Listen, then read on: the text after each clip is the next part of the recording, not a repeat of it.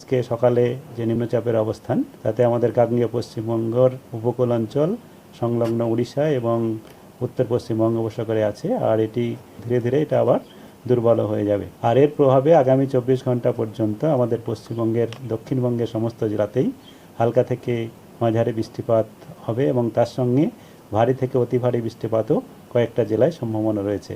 ভারী থেকে অতি ভারী বৃষ্টিপাতের সম্ভাবনা যে জেলাগুলিতে রয়েছে সেগুলি হলো পূর্ব পশ্চিম মেদিনীপুর, বাঁকুড়া, ঝাড়গ্রাম, এসব জেলাতে রয়েছে। ভারী বৃষ্টিপাতের সম্ভাবনা পুরুলিয়া, হুগলি, হাওড়া এবং দক্ষিণ চব্বিশ পরগনা জেলাতেও রয়েছে। কলকাতা এবং উত্তর চব্বিশ পরগনাতেও এখন আমাদের হালকা থেকে মাঝারি বৃষ্টিপাতের সম্ভাবনাই বেশি, কিন্তু 24 ঘন্টার মধ্যে ভারীর কাছাকাছি চলে যেতেও পারে। মৎস্যজীবীদের আগামী 5 দিন পর্যন্ত সমুদ্রে যেতে মানা করা হয়েছে। 25 তারিখ বা তার আশেপাশে আরেকটা নিম্নচাপ তৈরির সম্ভাবনা রয়েছে।